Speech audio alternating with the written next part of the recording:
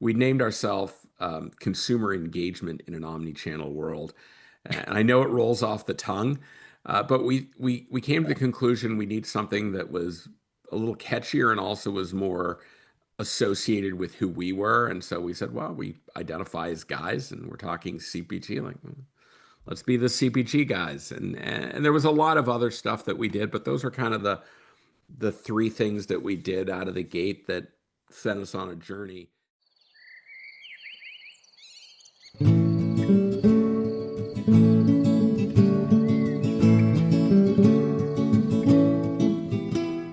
Hey guys, welcome to another episode of the Retail Perch. And Gary, fall is in full swing here in the East Coast. Same in Florida, in Colorado. Oh gosh, yes. Yeah, all the leaves have changed. The snow has started up in the mountains Oh and God, winter is on the way. the white stuff is here. All right, scary. They're saying there's going to be a cold one here on the East Coast, so I'm bracing for that. So. But listen, Gary, for the first time, we have a fellow podcast hoster on our show. So, which is going to be interesting because I'm not sure who's going to be the guest and who's the host. That's right. We'll see who interviews who. Well, the way Peter's dressed up, it feels like I'm the guest and he's the host. So, There we're you going go. to have a good time. Anyway, listen, guys, today is going to be an absolute treat. I think it's going to be a lesson for us in terms of hosting. We're going to listen to somebody who's a master hoster.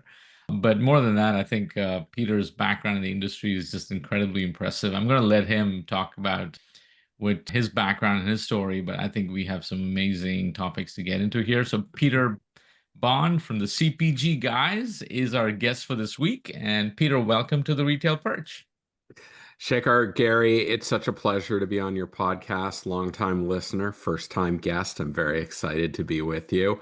It's a great day. And Gary, I was listening to you talking about how fall is coming to Colorado. I spent a good part of my life growing up in Calgary, and I miss the Rockies and the climate there.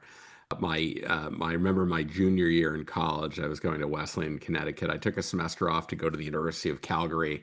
I bunched all my classes into 3 days and I got a season's pass at Lake Louise. And I basically was a ski bum for 4 days a week for an entire semester. So good Nice. living. Well, Good living. Nice. Gary's a ski Well, bum. So. yeah, whenever you want to get back on the slopes, let me know. I've got a 6.5-year-old that's dying to learn how to ski, so I may take you up on that. All right. Yeah, we're trying to get Gary to kind of limit his skiing, given the fact that he's got two new hips. That'll do it. Well, you got to put him to the stress test. I'm all in favor of that. I think that's a That's great right. idea. That's right. Anyway, Anyhow, listen, Peter, we'd love to, I know you have an incredible background, with your varied background. If you can just give us a quick overview of how you got to this point in time. uh, thank you, Shekar. So my background is rooted in kind of the trifecta of the CPG world. I've spent time at consumer brands, I've spent time at retailers, and I've spent time at service providers. Out of business school, I went to work for Hart's Pet Care. They manufacture, the two-in-one collar and other types of products. And that was a really great experience. It was just as category management was coming onto the scene. I was actually part of the very first Safeway SCOP project in the summer of 1995. I was seconded to a room with no ambient light in Clackamas, Oregon for 6 weeks as we crunched through all the data numbers and built out category plans. It was a groundbreaking experience for me, and it actually led to my immersion into this business. I ended up leaving Hearts after 4 years to go work at IRI, now Circana. They were the data provider that was powering the Safeway project. I built a lot of friends while I was there, and so it seemed like a natural opportunity for me.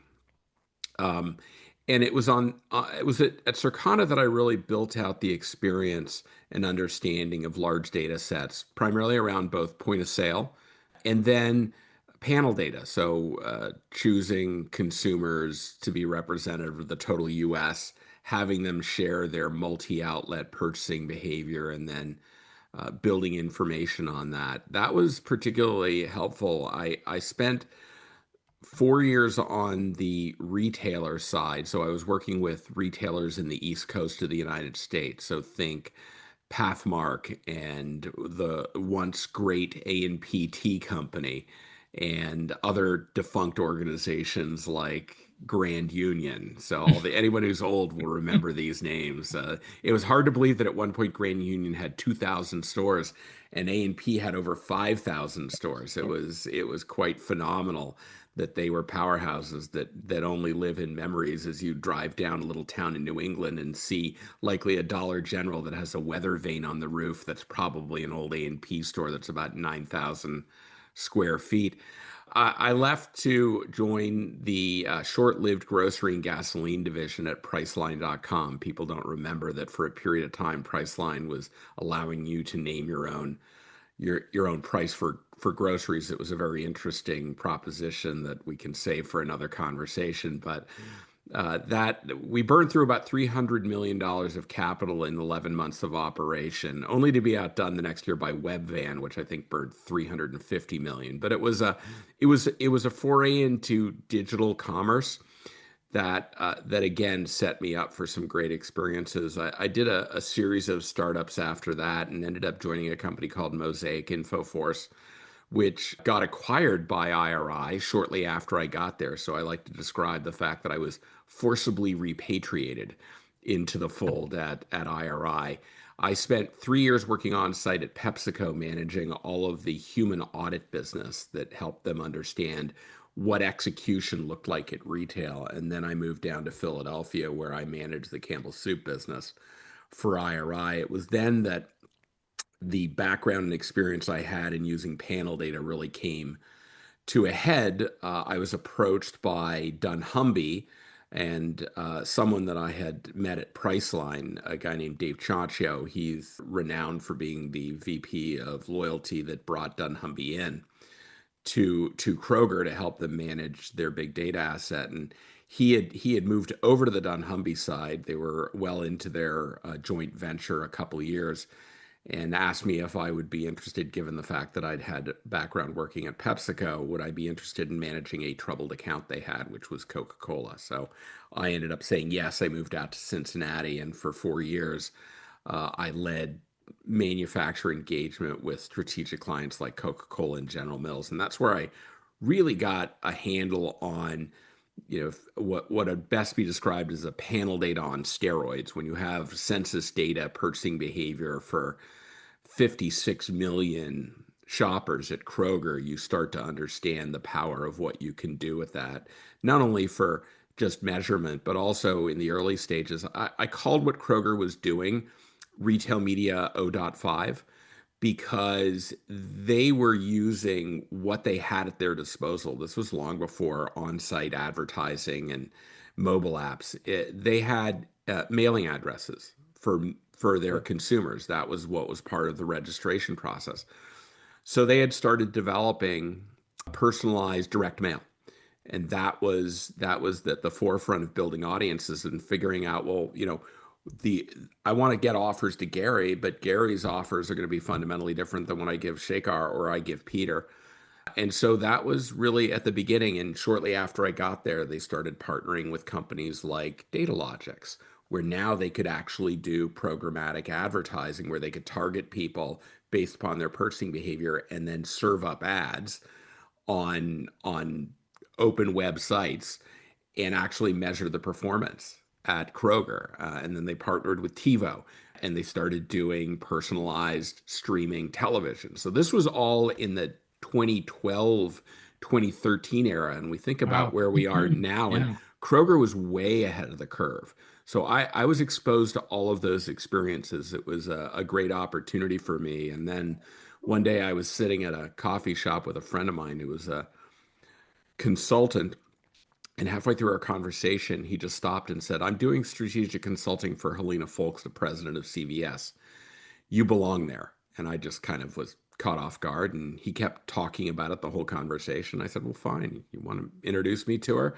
Well, that Saturday, I got a call from Helena. We spoke for 2 hours. I was in Woonsocket the next Thursday, and Friday morning, I had a job offer. So off I went to CVS. And as my podcast partner Shri loves to tell, I'm the person responsible for the 6 foot long register receipts you get when you buy a bottle of soda So at it's you. it Okay. is It's your me. fault. Sri tells me no matter what I do the rest of my life, that's what's going on my tombstone, to which I typically respond only if the tombstone is 6 feet tall, because otherwise it won't fit. But it was a great experience where I was managing both their customer data asset, their web-based reporting tool, but I was also managing not only their register receipt program, but introduced direct mail, personalized direct mail, and personalized email at the forefront. So that was a couple of years, great experience. And then I moved to Chicago. I spent about a year at Spins, the natural food data company that's part of the IRI ecosystem, trying to develop out a digital couponing business that proved neither to be technologically feasible or profitably monetizable. So that was a short-lived experience. Then I got onto the digital shelf by joining a company called Power Reviews. They manage user-generated content for a lot of big retailers like Dollar General and Albertsons, and brands like Skechers and others that really provide authenticity to the products people are buying. And that was a couple of years. It was during that point that my dear friend of 20 years that I'd met at IRI, Shri, called me up and said, listen, I'm coming to Chicago for a conference. I want to sit down and meet with you. And we ended up meeting at the hotel where the conference was happening. And he said, listen, I really like what you're talking about online. You're like me. You amplify on LinkedIn the importance of the digital shelf. At this point, Shri was now the VP of e-commerce at Johnson and Johnson Consumer. And he said, do you want to do something together? And we started collaborating on an idea. Shortly after that, he left to go to Revlon, and while J&J was willing to let him be a little more vocal, Revlon was not. So we kind of had to table it. And then the pandemic hit, and he came to me and said, hey, listen, I'm leaving Revlon. I took a package. I think there's a lot going on. Instacart is blowing up. Drizzly, may it rest in peace, now part of Uber advertising, um, is taking off. We should be talking about this. Let's revive our idea to do a blog. And I said, well, I want to work with you. I think a blog is a little bit last millennium. Maybe we should do a YouTube channel. So we just started doing what you're doing now, which is recording on Zoom.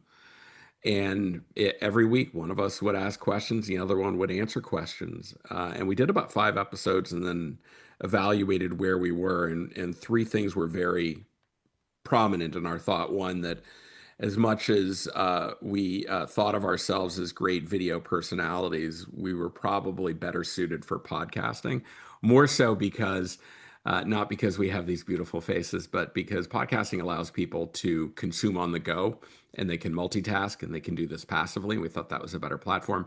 Two, as much as Shri and I thought we were subject matter experts after 5 episodes, I think we'd exhausted our subject matter expertise, and we probably needed to do like what you're doing now, which is invite some fresh faces on and different points of view. And third is we named ourselves consumer engagement in an omni-channel world.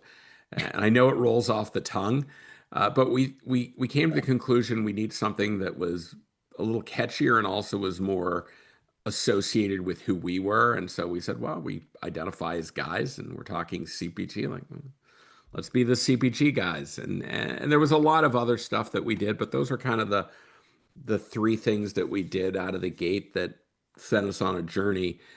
We're now 535 episodes in, over 2 million downloads, and typically ranked number 1 or 2 on FeedSpot for CPG retail and e-commerce podcasts. We love it. The nicest thing, there are two things people say to us when they meet us in the wild. The first one is, you guys are a lot taller than I thought you were. And I'm like, how do you know how tall I am? I'm like, you're seeing me in this screen that's like only this, whatever. Well, people But make assumptions, right? I know So they do. They do. And the second one was, the nicest thing people say, honestly, is that we learn a lot. I remember it was the summer of 2022, and I saw my phone ring. It was a 612 area code. I'd lived in Minneapolis at one point. I didn't know the number, but I thought it was a friend of mine. So I picked up the phone. It was a female's voice, and she said, is this Peter Bond? I said, you're talking to him. And she goes, oh, hi, you don't know me, but my name is Sarah Travis. And I said, Sarah Travis, who runs Roundel? And she goes, oh, you do know me. I said, of course I know you, Sarah. I know all about you. And she said, well, I just wanted to call and thank you. And I said, thank me for what? She goes, oh, I just came over from Google about 3 months ago, and I really didn't have that much of a deep experience with retail media. And the way I got up to speed and the way I was able to ask smart questions of my team is I just listened to all your episodes with my competitors. So I wanted to thank you for that. So that to me says that Shri and I are achieving what we wanted, which is creating a community uh, and and one that gives the opportunity for people to learn and share and talk. And so I love promoting other podcasts like yours because at the end of the day, if people only listen to my podcast, they're going to get pretty bored of me quickly.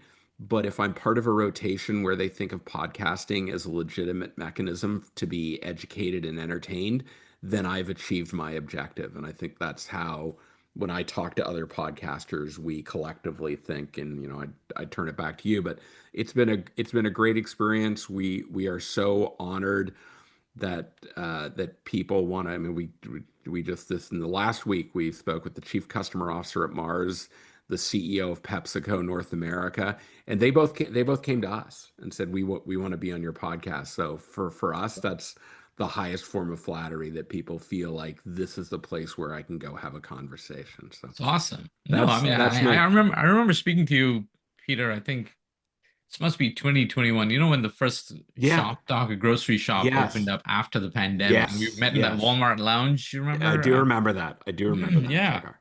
And you guys have come such a long way from there. But first of all, I got to say that just listening to you, it's difficult for me to believe that somebody can cram in so much in one lifetime. Thank Like you. there's so many short trailers that I was visualizing of your times at these different companies, and I'm sure people who are listening to this episode are like, I hope you ask them about that period of life and that period of life, I mean, because it seems like there's just so much learning crammed in that Yeah, you've been it's able to interesting. synthesize and kind of distill into your insights in such a cool way. And I think having a platform where you get to share some of those learnings, and sometimes, the funny thing I think with experiences in life is you don't actively remember them until you're in a situation where somebody True. kind of pulls the thread, right? Oh And then yeah. it all kind of unravels and you Well, remember what happened. I was listening to your episode with my dear friend Virginia Marsh. Right. And Virginia, I hired her when I was at CVS to run my customer data platform. And she has become one of my dearest friends to this day. Hardly a week goes by without us connecting and talking. And I remember a couple of things. One is that every time Virginia and I get together, I have to have donuts in hand. She is a CrossFit fanatic, but she is all her kryptonite is donuts, and particularly designer donuts. And if I show up and meet with her in person and I don't have donuts, she's going to start grousing about it on social media. Like she will literally demean me on the fact that I don't. And that was and that just came from the fact that one day I brought in some donuts from one of the other people who reported to me, and she put a meeting on my calendar and came in and said, "You gave Chad donuts." I said, "Yeah." She said, "I like donuts. Why didn't you get me donuts?" And so to this day, that is what drove it. It's the little things where you build these personal relationships that really do it. And she followed me to Fetch Rewards, which was another something I didn't talk about that was in my background before I got to after I left Power Reviews.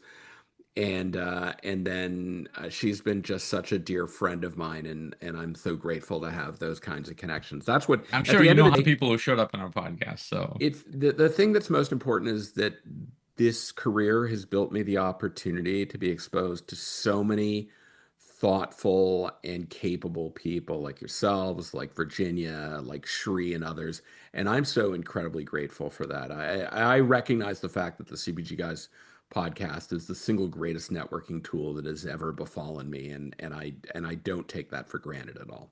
no, I think absolutely. I think you two guys have definitely shaped a lot of people's thinking in Mhm. terms of strategically thinking about the industry. Yeah. I think Yeah. they've been exposed to more topics Yeah. than they Yeah. ever would in their offices. I think it's a great platform, You and you know guys are what? doing a It's fantastic job of. interesting. The goal in my mind is always to be provocative, but not to be controversial. And there's a line there, right? Like I wrote a LinkedIn post a couple of months ago, an open letter to the head of marketing at Trader Joe's. And it was just something that said, hey, it's time. It's time you finally embrace e-commerce. So many of your consumers want it, and they don't have the luxury of going and shopping in your stores. My God, you'd think I'd set off a firestorm.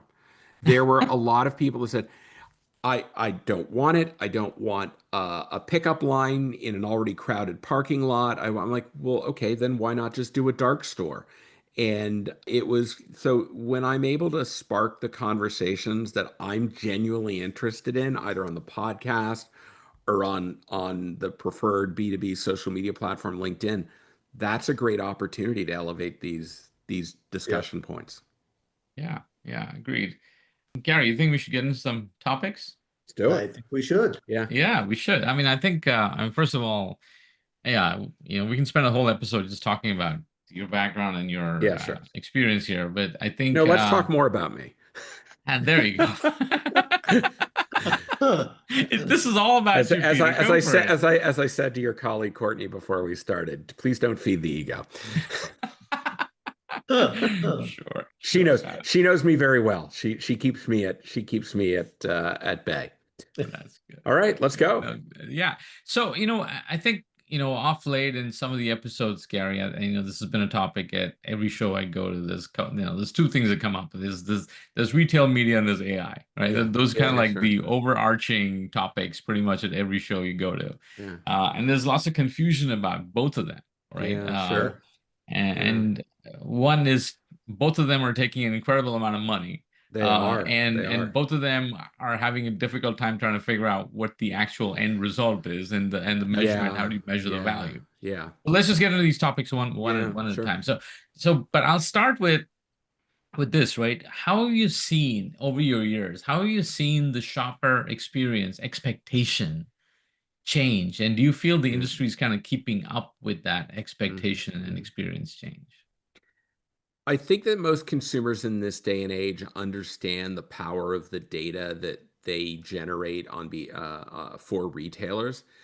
And one thing I learned from my time at Fetch Rewards, which is a retailer agnostic brand loyalty platform, is that consumers are willing to give their data to brands and other entities under certain circumstances. One, that to a large degree, they keep that data to themselves. They don't publicly make it available. But if they are going to share it, that there's some meaningful value that they derive from that. So Fetch has built a double opt-in mechanism where if you as a brand are willing to give me points for buying your products, I'm willing to share my longitudinal purchasing behavior, right? And that's okay with me as long as I know I'm getting value out of it. If I'm Yeah. giving you my purchasing behavior and I'm not getting any perceived value from it, I'm not really happy about that. But the fact that large brands are able to build, if you're talking about when I look at Fetch, which is it's adjacent to retail media, and retail media is very much the same way. As long as you deliver experiences that are personalized to me, and if I see an offer coming through retail media, I may look there and say, okay, I'm not really in the market for buying that right now. I just bought a 2 pound drum of vital protein powder, but I can understand why they're giving me an offer for that, right? I'm okay with that. I think most consumers in this day and age understand that data is going to fuel a better experience. And so they're okay with retail media doing that. It's when the information is abused or they get experiences that they're not terribly happy about. My time at CVS, I dealt with a lot of categories that they described as a shy to buy, right? Adult incontinence is a great example, right? Um, we learned sending offers for adult incontinence is actually not terribly productive at trying to convert people who clearly are suffering from incontinence. But you can change it around. And if you send a newsletter or something that appears to be a newsletter with many stories in it, one of which is about adult incontinence, you can actually circumvent that kind of problem with consumers. You can use the data to inform. You just have to understand how to treat your customer in a respectful way so they don't feel the data is being used to annoy them, embarrass them, or anything else like that. So I think retail media is doing a very good job of getting there. The big issue for me around retail media right now is that at the end of the day, there are really only two big winners right now in retail media in the United States. It's Amazon, and to a lesser degree, it's Walmart. Like 85 cents of every dollar, if you believe eMarketer, spent on retail media goes to Seattle and to Bentonville. And that means that Yeah. the other 175 RMNs are sharing 15 cents. Like that's not sustainable. Like I know that 5 or 6 years ago, the big blue chip consulting companies, BCG and McKinsey and all these, they went into the leadership of these retailers and said, listen, I've got a great idea for you. You guys are going to become publishers. You're going to get a lot of great margin. This is going to be huge. TV is on the decline. Streaming is big. Let's go do this. And they had dollar signs in their eyes. When you've been a grocery retailer working on a net 2% margin for 70 years and suddenly you're thrust into a world where theoretically you can gross 70%, you're like, yeah, sign me up for that. But the reality is that it's not happening. It's just not happening. And a So, lot of so these RMNs have got to come to terms with that. So I'll throw it back to you with yeah. the follow So, up. so Peter, given that, what do you think, regional retailers and Yeah, even the independent yeah, sector, what do you yeah, think they should be doing? How should yeah. they be looking at this whole Good retail question. media space? I think there's a lot of value. I just think that focus on where you're strong and and and partner where you're not. And what I mean by that is beyond just having full funnel capabilities around retail media. To a large degree, it's the reason that brands are not investing in doing upper funnel programmatic or streaming TV is because it takes just as much effort to execute a campaign in your platform as it does in Amazon or Walmart. But where am I going to go? I'm going to go where scale is. I'm not going to Right. go and spend my time doing that. So I think what are some of the regional players need to do is say, let me just focus on selling my own owned and operated mid lower funnel, my online search ads and my in-store activity. Let me do that. And maybe I'll just partner with someone else, a coalition, and let them focus on those big brand building upper funnel things. And does it mean I'm not going to get as much margin as McKinsey promised me I would? Yeah, but as I like to say, I'd rather get 40% of something than 70% of nothing, right? And so there's a lot of challenges that are going on, and I think there's still a lot of shakeout that has to happen. There Yeah. is, at the end of the day, here's what I do know: consumers do like to shop their local retailer. I was speaking with a fellow who runs a shoppable media company called Pair Commerce, and he was telling me that when they present opportunities in banner ads to click through and add to basket on a retailer, that it's not just the big guys. It's not just the top 20.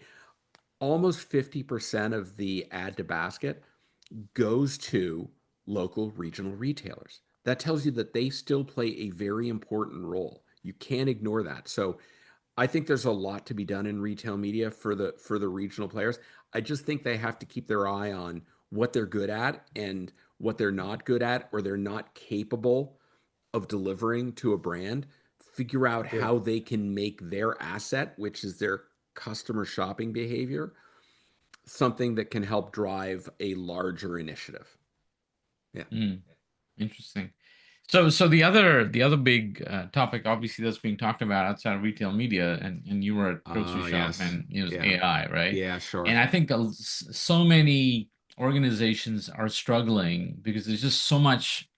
Every article seems to be about AI. How and Shekar, if you're a chief digital officer and you're not getting two or more emails a day from your CEO, either forwarding something or asking about something, and it all has to do with AI, your CEO is probably Yeah, it's living in a completely cave. oblivious to the Yeah. fact that AI is doing so. They are completely overwhelmed and consumed And I with think what that do I do around and what and is I think AI? exactly, and then I think they're struggling with trying to figure out how does this fit into Yeah, my business? How do I know I have to apply it, but what do I do with it? yeah, And I think there's the fear factor of, is this going to affect my workforce from a productivity perspective? Are people yeah, going to yeah. afraid that they're going to lose their jobs and they're more Sure, resistant to sure, change? sure. And Yeah, so how do you guys view that yeah. whole? I think that first of all, you have to understand that AI is there are different forms of AI, right? There's machine learning, which we've known for years. It's taking the routine, the mundane, the dull, the dreary, and just automating the ability to do that so that you're out of having human hands, which are prone to error doing that. Where you can create repetitive processes through automation, that's a really great functional use. It's not sexy, but it gets the job done. Let me give you an example of that. So I'm a manufacturer, a big CPG. I probably have over 1,000 items in my assortment, and I deal globally with several hundred marketplaces, right? All of those marketplaces require content on product detail pages, right? At the end of the day, my ability to keep that content fresh is solely focused on a handful of my items and at a handful of my marketplaces. The rest of my assortment gets shortchanged. It gets a refresh once a year, if that, right? And so the ability to create content at scale for your entire assortment and the tail of your assortment gets the same level of treatment, not by reducing your best items and giving them the same level as it's by elevating the experience and saying, I can now produce content that is marketplace specific for all my products and I can push that out on a frequent basis. It now gives the tail a chance to actually thrive, right? So you're not just focused on the items that are the day in and day out sellers, you're giving innovation a chance to thrive. You're giving niche products a chance to thrive. That is a perfect application of AI, right? And and when I'm creating all that content, the taking the imagery and making sure it's adjusted, or particularly when you look at categories like OTC medication, right? That's when the lawyers are there, right? And they have not only brands have guidelines, the lawyers have guidelines. And so when Yeah. you can start to train an AI model on how to take into account not only the brand guidelines, but the legal requirements so that when content is being produced, the lawyer really only has to, after they are convinced that the AI model captures enough of what they want to do that it's more of a cursory overlook and they say, yeah, that's fine. And they've done enough tweaking on it. Then the lawyers are out of the way and now you can streamline your ability to get content out at scale to all these. So there's really, really exciting things. And I think what most brands need to do is think about where are the limitations that are being placed on their ability to get quality work done by just having humans involved and figure out how can I automate that through AI. If I can do that, I will do substantially more value than creating some video that's 30 seconds long that's completely in AI and it shows cars exploding and products flying into the air and what have you. That's the promise that Hollywood is all focused on. I'm much more about let's just get the job done. So if you are a brand and you focus on that aspect of AI, I'm telling you, you will have much more success and you will get the dollars you need to invest in the next thing you need to do. I guess one of the challenges I think these companies face is how to effect that change in their company, right? Yeah, yeah, Organizationally, like yeah, who's going to be responsible for this yeah, transformation? yeah, How do I get people aligned on this being the mission? yeah.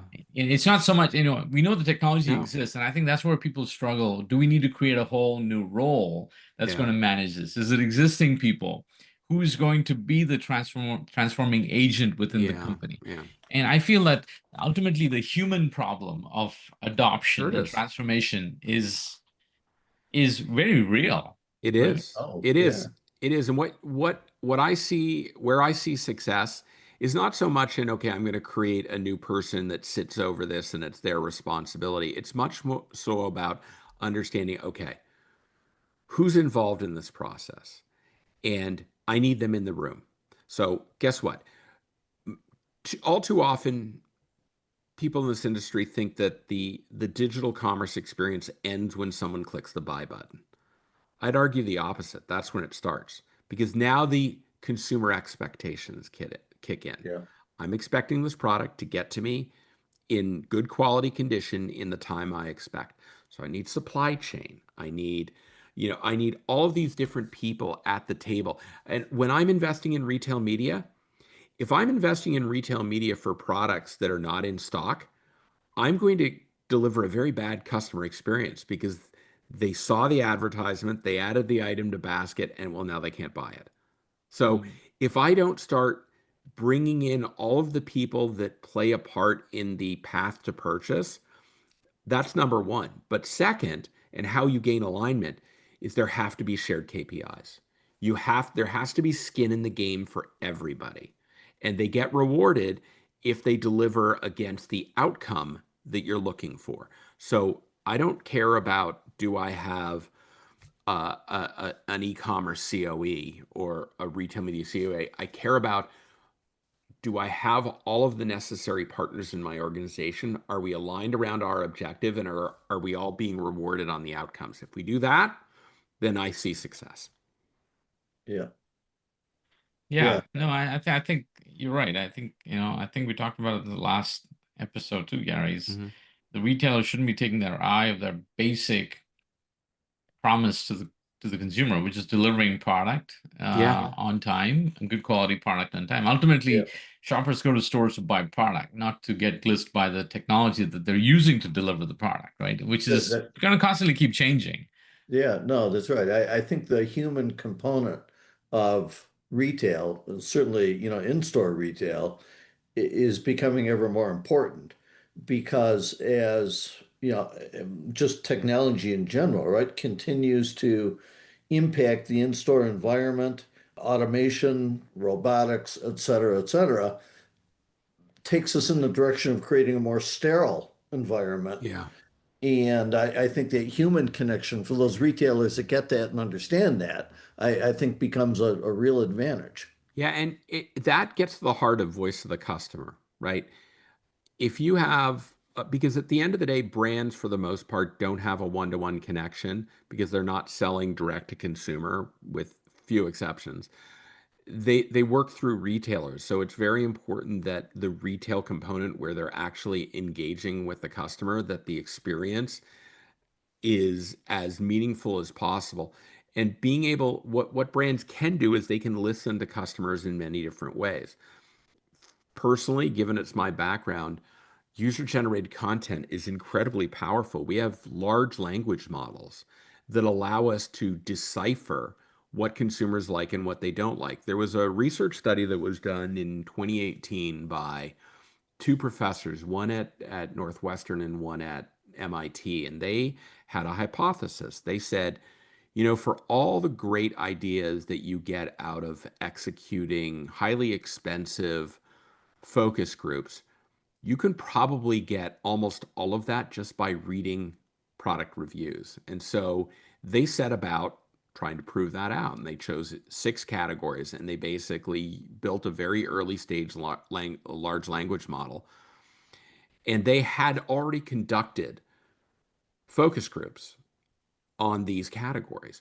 And what they found was that 97% of the themes that came out of the focus groups were represented in the product reviews, that they could have just reprocessed that data. And so now that becomes a critically, because you can find reviews that say your product is great, but you can still find little issues in those reviews that say, you know what, I can make it a little bit better. They really like what I've done, Yeah.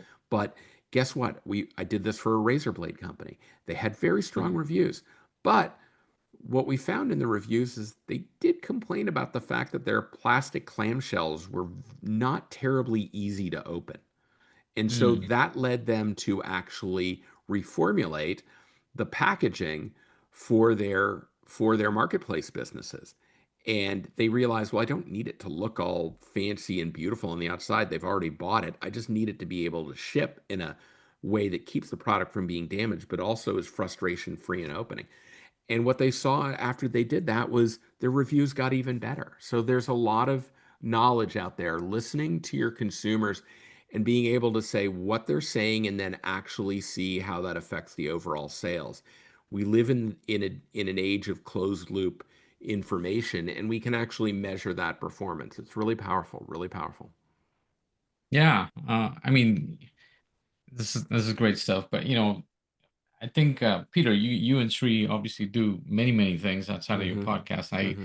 I've heard about what you guys do at Cornell, Yes. right? And tell Yep. us a little Yep. bit more about that. How did Sure. that start, and what is it that you do there? Yeah, so in 2022, I registered to attend an executive ed program at Cornell at their campus in New York City. Not many people know they have a campus on Roosevelt Island.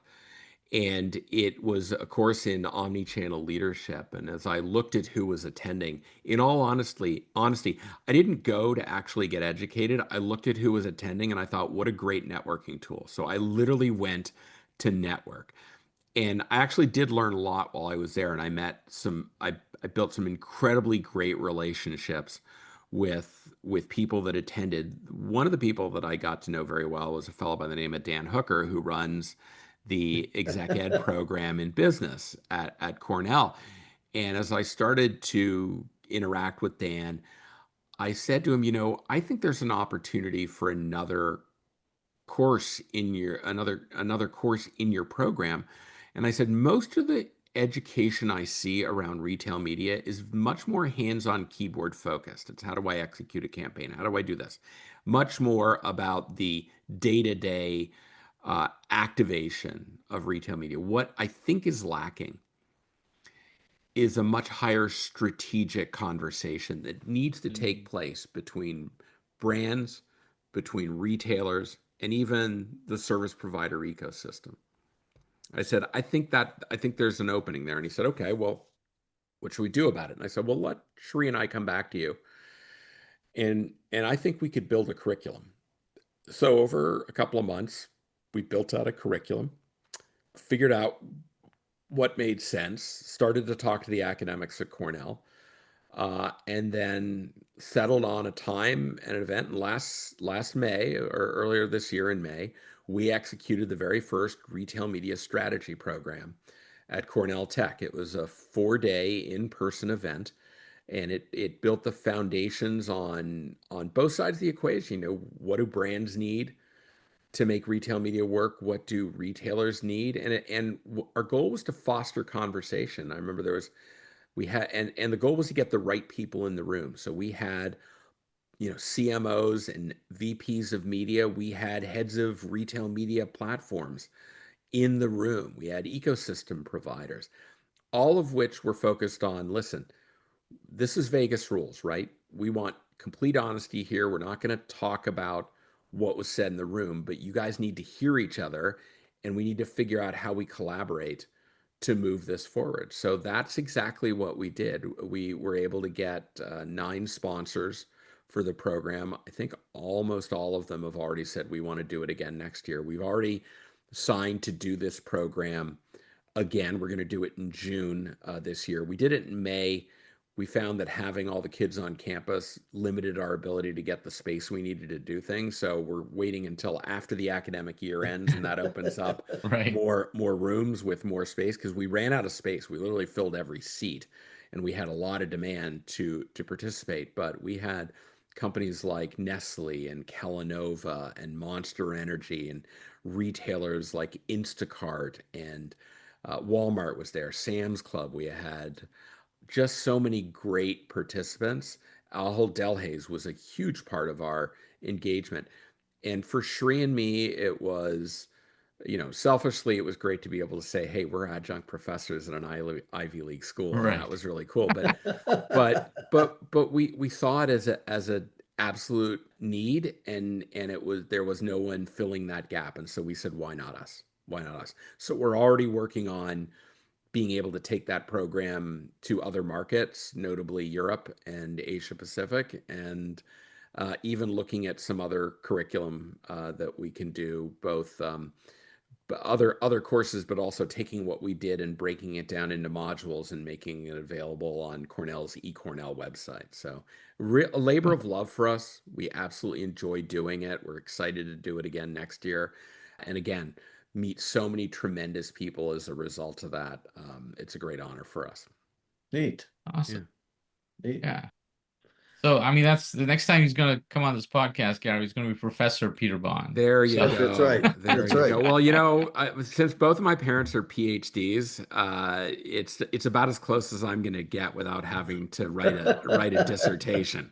I can claim I'm a clinical professor. I'm an adjunct. I'm not an actual PhD. So my parents love to remind me that they actually have Gary, PhD. given Peter's profile and his timetable, clearly he's very busy. I'm so tempted to keep this episode going for another hour because I know it's going to be so difficult to get him back for another I know episode. it. I know it. Listen, Oh, it's great talking about all this. We're so glad that you're doing what you're doing because we all bring a different perspective to this. As I said, my goal is to get people listening to podcasts because if they do that, then then Sri and I will be part of the conversation. But I don't look at you as competition, just like I don't look at it as any other podcast. I think of it as we're not trying to be Anheuser-Busch where we want 100% share of stomach. We're a craft beer manufacturer just like you are. And back in the day when I did drink alcohol, I gave that up at the end of the pandemic. I did a dry January and just decided in 2021 and decided to carry it on. But when I did drink craft beer, I drank lots of craft beer, many different flavors, and I like that. And so I want to create in our industry a culture of people consuming podcasts as a way to educate and entertain them. yeah. And that only happens if you guys are doing what you're doing, Wendy Liebman's doing what she's doing, and Lauren Levac Gilbert is doing what she's doing, and all these podcasts are part of the consideration set of the audience that we all are fortunate enough to share.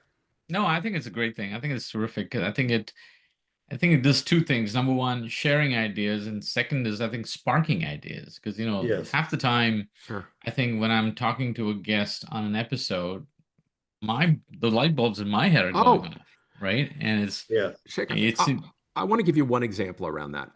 I was at Amazon Accelerate conference a couple years ago. Accelerate, for those who don't know, is the Mhm. seller conference for 3P sellers on Amazon. And I was interviewing a couple of guys who had created a product that allows you to, if you're coming out of a sports event and you don't have time to shower, you can take this wipe and wipe yourself down. It's a really, really great product. And I was asking them about their advertising. And I said, Amazon allows you to advertise on their site, and you can either drive them back to your PDPs on Amazon, but you can also drive them to your direct to consumer site. You guys have a very active direct to consumer site. Do you drive advertising there? And they said, no, no, we send it all to Amazon. I said, why? It's a much lower margin when you go through Amazon. He goes, yeah, but here's the deal.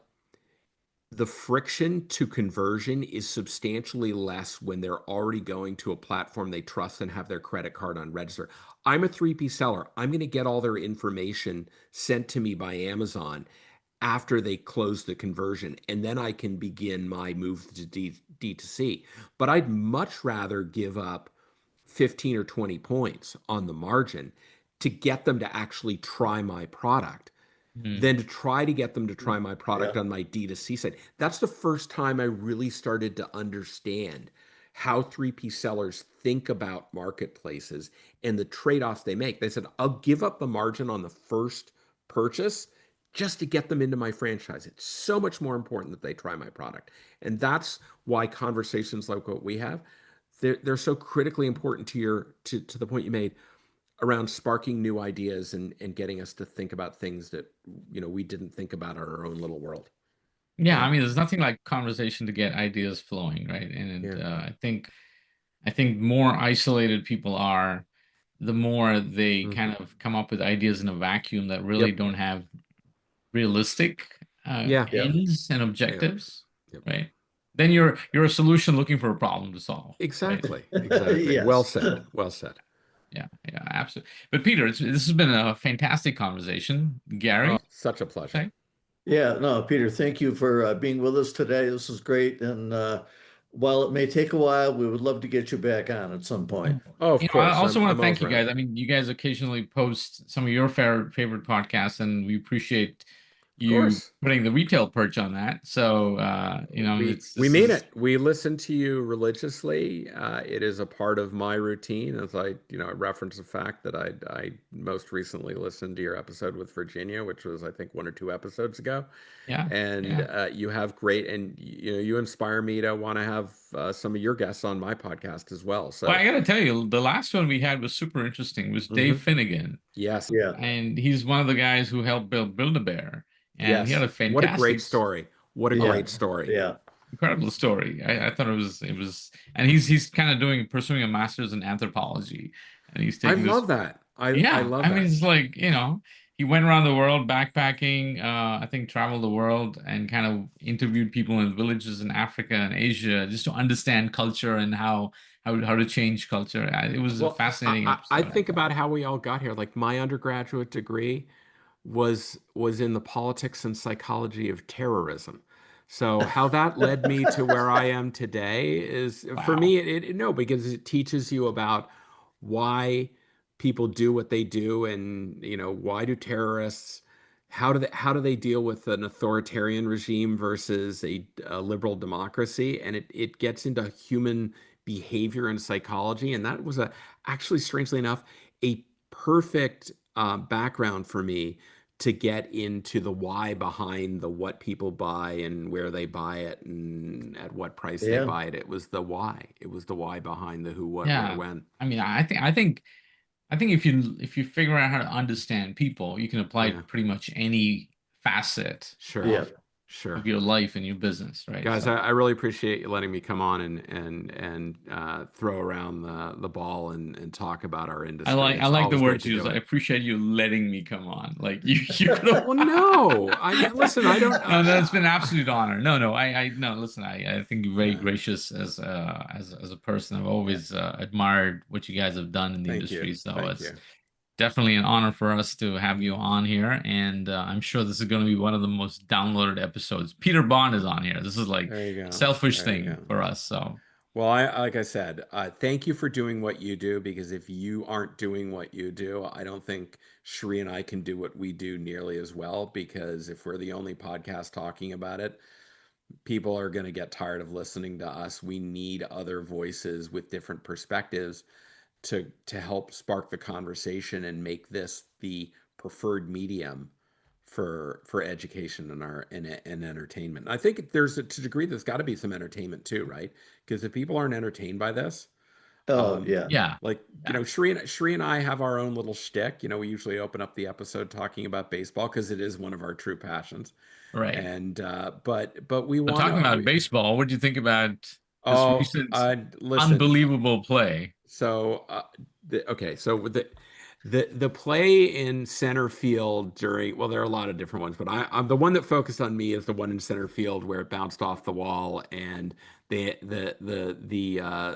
uh, the the player for Milwaukee ended up throwing it to home plate and throwing a double out, and the Dodgers looked like things were in big despair. But the other big event is obviously Shohei Ohtani, which is, Right, I mean, unreal. he is the single greatest performance of in any game ever. I mean, I will also argue that he is the greatest baseball player in my lifetime. I never saw Babe Ruth play, but the fact that he could hit 3 home runs, throw 10 strikeouts, and 6 scoreless innings is absolutely I mean, I don't follow phenomenal. baseball, but Yeah. that's a fact that I couldn't keep my eyes away from. It's Yeah. like, oh my Yeah. God, I mean, unbelievable. if I'm Toronto, good for Toronto. They had a great season.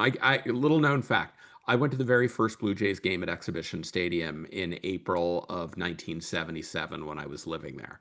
So I have that, and I love my family's all in Canada. I love Canada, but my blood runs Dodger Blue, so I'm going to be rooting for the Dodgers.